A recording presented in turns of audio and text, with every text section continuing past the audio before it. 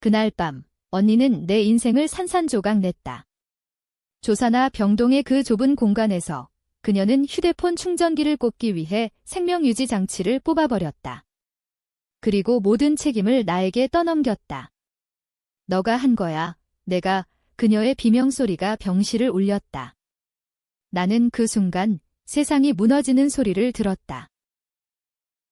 나는 김지은, 25살의 평범한 간호사였다. 서울의 번화한 강남에 위치한 대형 병원에서 일했다. 우리 가족은 평범했다. 엄마는 시장에서 작은 가게를 하고 아빠는 택시 기사로 하루하루를 버텼다. 언니, 김지연은 나보다 5살 많았지만 항상 내 그림자처럼 따라다니며 살았다. 그녀는 미대 출신으로 프리랜서 디자이너로 일하며 꿈을 쫓았지만 현실은 그녀를 짓눌렀다. 빚더미에 앉아있고 남자친구와의 이별 후 우울증에 시달렸다. 나는 그런 언니를 항상 돌봐주었다. 병원에서 일하는 내가 언니의 정신과 상담 비용을 대고 그녀의 식사까지 챙겼다. 지은아, 너 없인 나 못 살아. 그녀의 그 말은 나의 자부심이었다. 그날은 내 야간 근무였다. 조사나 병동은 항상 조용하고 긴장된 분위기였다. 작은 생명들이 투명한 인큐베이터 안에서 숨을 쉬는 소리, 모니터의 규칙적인 삑삑 소리. 환자 중 하나는 박민준이라는 아기였다. 엄마가 교통사고로 사망한 후 아빠 혼자서 키우는 불쌍한 아이. 민준이는 폐가 약해 인큐베이터의 호흡장치에 의지해 있었다. 나는 그날 저녁 언니로부터 전화를 받았다. 지은아, 나 병원에 갈게. 배터리가 다 돼서 충전 좀 해줄래?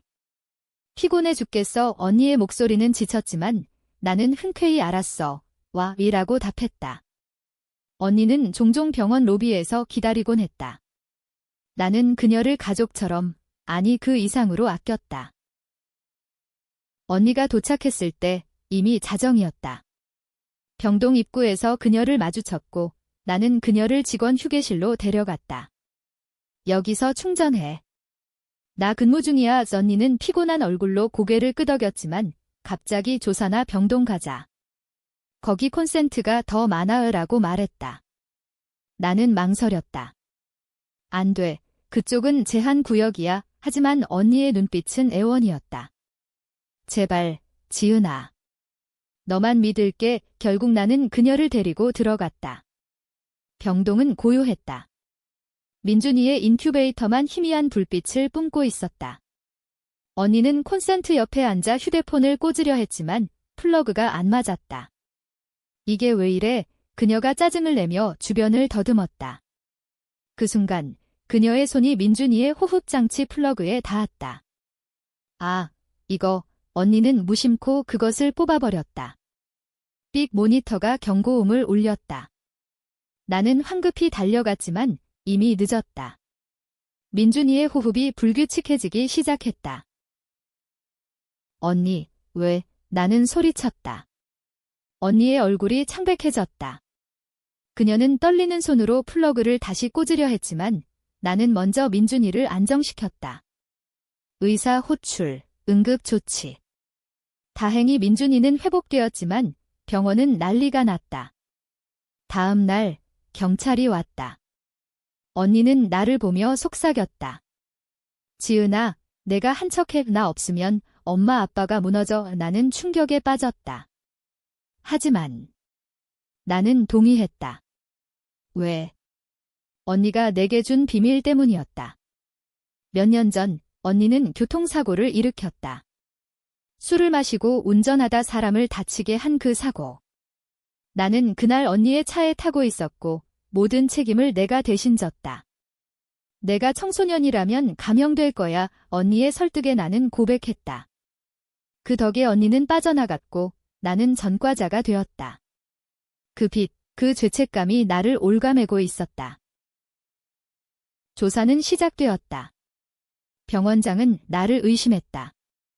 지은 씨, 당신이 근무 중이었잖아. 언니는 증언에서 동생이 피곤해서 실수한 거예요.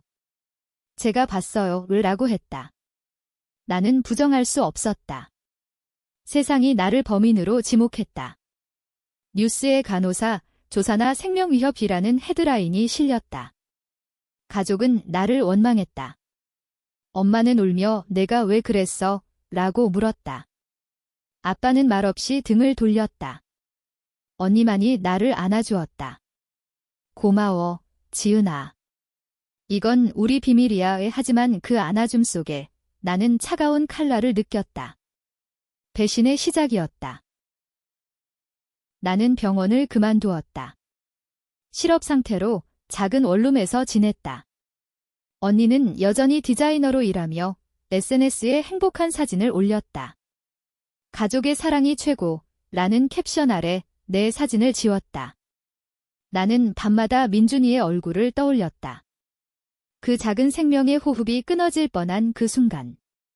그리고 언니의 무심한 손, 분노가 싹 텄다. 하지만 아직은 참았다. 복수는 서두르면 안 된다.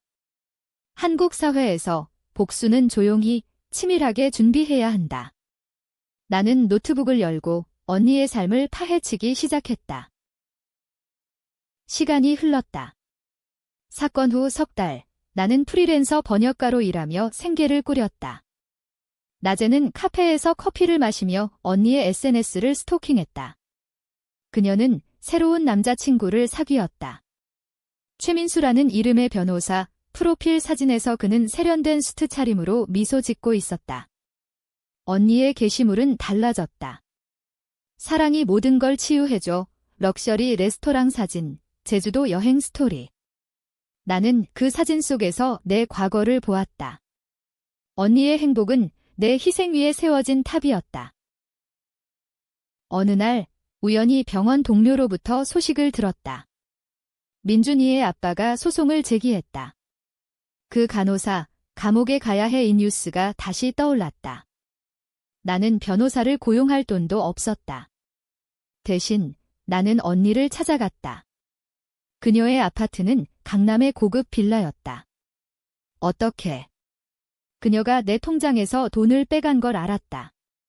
사건 후 치료비로 써라고 하며 내 카드를 가져갔고 그 돈은 그녀의 쇼핑으로 사라졌다. 문을 두드리자 언니가 나왔다. 지은아. 웬일이야. 그녀의 미소는 완벽했다. 언니, 민준이 소송 소식 들었어. 도와줄 수 있어. 나는 떨리는 목소리로 물었다. 언니는 안으로 초대했다. 민수 오빠가 소파에 앉아 있었다. 이쪽이 지은이. 사건 당사자, 그의 눈빛은 날카로웠다. 언니는 웃으며 과거 일이야? 이제 잊자, 라고 했다. 그날 밤, 우리는 술을 마셨다. 언니는 취해 과거를 털어놓았다. 지은아, 그 사고 때 내가 대신 죄짐진 거 정말 고마워. 나 없었으면 지금 이 삶 못 가졌어. 민수는 듣고 고개를 끄덕였다. 가족애가 대단하네. 하지만 법적으로 위험할 텐데 언니는 민수를 노려봤다. 입 다물어 순간 분위기가 얼어붙었다. 집에 돌아와 나는 검색을 시작했다. 언니의 과거를. 교통사고는 빙산의 일각이었다. 그녀는 대학 시절 교수와의 불륜으로 스캔들을 일으켰고 그걸 무마하기 위해 돈을 모아야 했다. 그 돈은 엄마의 저축에서 나왔다. 엄마는 그 사실을 모르고 암치료비라고 속았다. 언니는 암도 아니었다. 게다가 최근 민수와의 관계. 그는 유명 로펌 소속, 하지만 소문에 따르면 뇌물 스캔들로 조사를 받았다. 언니는 그의 약점을 쥐고 있었다. 민수 오빠, 나한테 의지해. 그녀의 메시지 로그를 해킹해보니 어떻게? 병원 시절 배운 컴퓨터 스킬로 그녀의 클라우드에 접근했다. 그런 내용이 가득했다. 비밀이 하나씩 드러났다. 언니는 나를 이용해 모든 걸 쌓아갔다. 조사나 사건도 그녀의 계산이었다. 충전기 때문에 생긴 일. 웃기지. 나는 깨달았다. 그녀는 일부러 그 플러그를 뽑은 게 아니었다. 무심코, 하지만 후회 없이, 그리고 나를 희생양으로.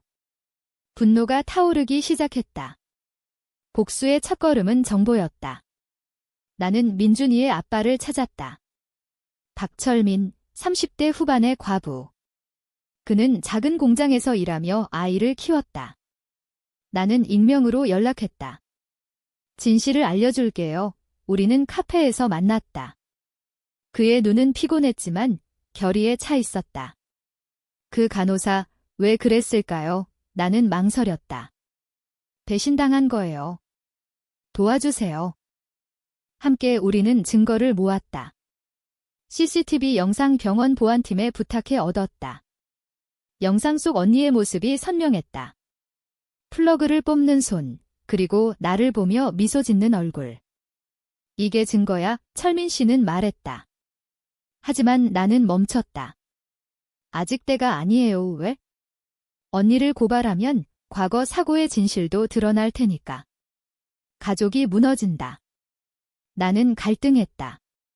밤새 울었다. 한국 사회의 압박, 가족을 지켜라는 그 무거운 기대. 하지만 민준이의 작은 손을 떠올릴 때마다 가슴이 찢어졌다. 어느 비 오는 밤, 언니로부터 전화가 왔다. 지은아, 나 임신했어. 민수 오빠랑. 그녀의 목소리는 기뻤다.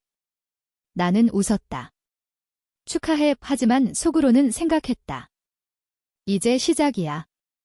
복수는 가족을 파괴하는 게 아니라 진실로 치유하는 거다. 아니, 파괴일까? 나는 모르겠었다. 임신 소식 후 언니의 삶은 더 화려해졌다. SNS에 베이비 범프 사진을 올리고 브랜드 후원까지 받았다. 미래 엄마의 일상 시리즈. 나는 그 사진을 보며 역겨움을 느꼈다. 그녀의 행복은 거짓이었다. 나는 복수의 계획을 세웠다. 단계별로. 첫째, 언니의 약점을 파헤치기. 둘째, 민수를 이용해 그녀를 고립시키기. 셋째, 과거의 비밀을 폭로해 가족을 깨우치기. 하지만 모든 게 완벽해야 했다. 한국에서 복수는 드라마처럼 화려하지 않다. 그것은 조용한 칼날, 사회적 압박으로 사람을 무너뜨린다. 나는 민준이의 소송을 도왔다. 철민 씨와 함께 변호사를 만났다. 증거가 있으면 이길 수 있어요. 변호사는 말했다. 하지만 나는 언니의 이름을 숨겼다. 아직 때가 아니야. 대신 나는 언니의 클라우드에 더 깊이 침투했다. 파일 속에 숨겨진 사진들. 대학 시절 교수와의 사진, 돈거래 기록. 그리고 최근 민수와의 대화.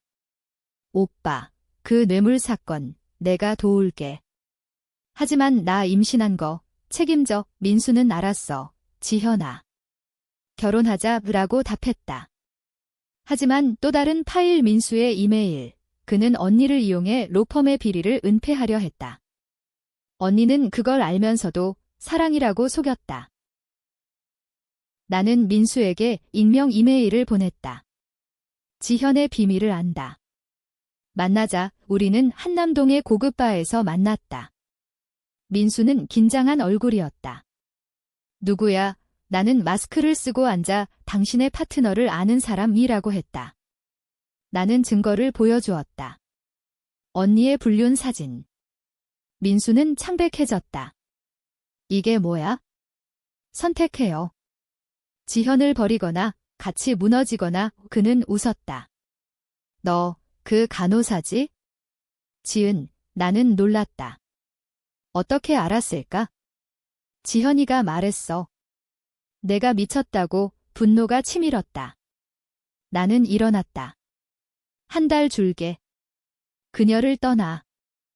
집에 돌아오니 언니가 기다리고 있었다. 지은아, 민수가 이상해. 너 만난 거 알아? 그녀의 눈은 날카로웠다. 나는 부정했다. 모르겠어. 하지만 그녀는 웃었다. 너 복수하려는 거지? 그 조사나 일 때문에 나는 얼어붙었다. 어떻게? 그녀는 내 노트북을 훔쳐봤다고 고백했다. 항상 내가 약해. 나처럼 강해져야 해. 그 순간 나는 깨달았다. 언니는 이미 나를 예측했다. 그녀는 반격을 준비했다. 다음 날 엄마로부터 전화. 지은아, 내가 언니 괴롭힌대. 경찰에 신고할 거래. 덧니가 가족을 조종했다. 나는 도망쳤다. 인천의 작은 모텔로. 거기서 철민 씨와 연락했다. 도와주세요. 이제 진실을 말할게요. 우리는 언니의 과거를 모았다. 교수 스캔들, 사고 은폐, 돈 횡령. 증거 파일을 USB에 담아 언론에 보낼 준비를 했다. 하지만 언니의 다음 수는 빨랐다. 그녀는 임신을 핑계로 SNS 라이브를 했다. 동생이 나를 미워해요. 가족을 파괴하려 해요. 댓글은 폭발했다. 가족 배신자. 간호사 범죄자. 내 이름이 다시 도배되었다. 나는 절망했다. 복수는 왜 이렇게 고통스러운가? 그러나 트위스트가 왔다. 민수가 연락했다. 지은 씨, 도와줄게. 지현이 미쳤어. 그는 언니의 비밀을 더 털어놓았다. 그녀는 이미 2번의 유산을 했고 이번 임신도 가짜였다. 테스트 음성인데 SNS로 속였어. 돈 벌려고. 충격이었다. 언니의 모든 게 거짓. 나는 민수와 동맹을 맺었다.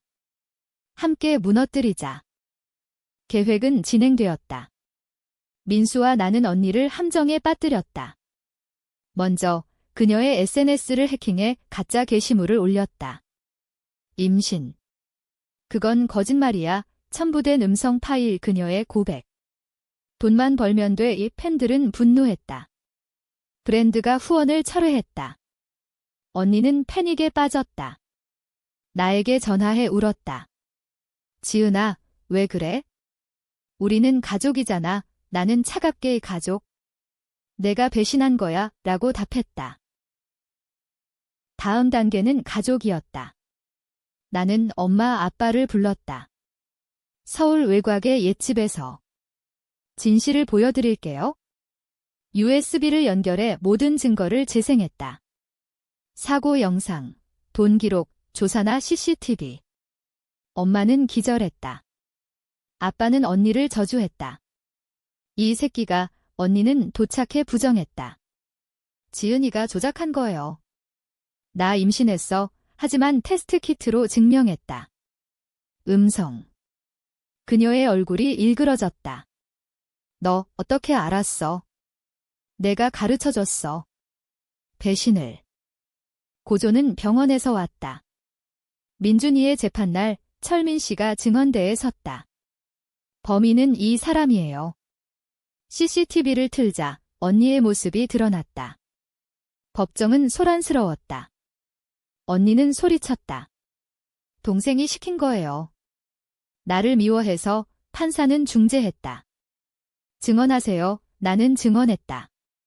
언니가 뽑았어요. 하지만 과거에 제가 대신 죄 지었어요. 가족의 비밀이 폭로되었다. 언론은 자매의 어두운 비밀로 보도했다. 시청률이 치솟았다. 한국 드라마 같은 현실. 언니는 반격했다. 그녀는 민수를 고발했다. 뇌물 공모. 하지만 민수는 먼저 자백했다. 지현이가 주동자예요. 로펌이 무너졌다. 언니는 체포되었다. 감옥에서 그녀는 나에게 편지를 보냈다. 지은아, 미안해. 하지만 너도 나와 같아. 복수로 행복해. 나는 그 편지를 찢었다. 하지만 마음속에 의문이 싹 텄다. 나는 정말 정의로운가? 민준이를 구한 건 좋지만 가족을 파괴한 건? 사회는 나를 영웅으로, 악당으로 불렀. 페미니즘 커뮤니티는 자매 배신의 피해자라고 했고 보수 언론은 가족 파괴자라고. 나는 취업 PH 상태였다. 철민 씨는 감사했다. 민준이가 살아있어요. 그의 미소가 위로였다. 하지만 언니의 시선이 떠올랐다. 그녀의 눈물 속에 나의 모습이 보였다. 복수의 대가. 절정은 언니의 재판이었다. 서울지법 기자들로 가득 찼다. 언니는 수갑 차고 들어왔다. 그녀의 배는 평평했다. 거짓 임신의 흔적 없음. 검사는 그녀의 변명을 무너뜨렸다. 조사나 생명경시, 과실치사 미수여 판사는 물었다. 피고, 마지막 변론, 언니는 나를 보며 말했다. 지은아, 너 때문에. 내가 약해서 내가 강해졌어. 하지만 사랑했어. 법정은 조용했다. 나는 일어났다. 언니, 나도.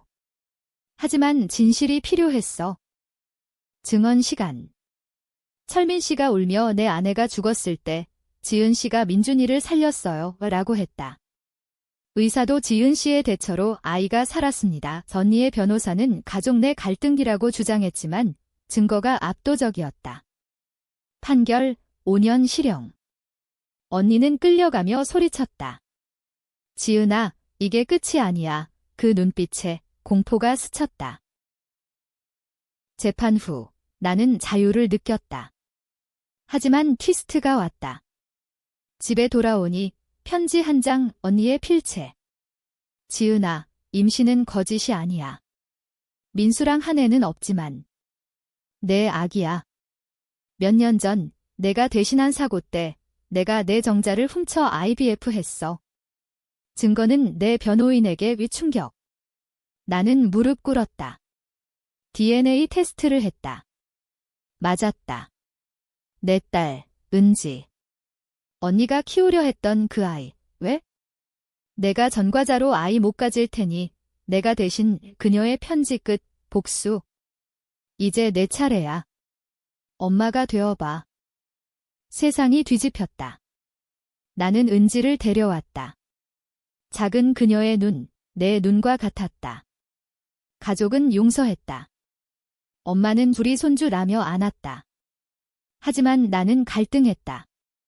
언니를 용서할까? 그녀는 감옥에서 다이 돌봐줘라고 했다. 나는 방문했다. 철창 너머 그녀는 웃었다. 지은아, 우리는 같아. 배신자이자 사랑자의 나는 고개를 끄덕였다. 그래, 언니. 결말은 모호했다.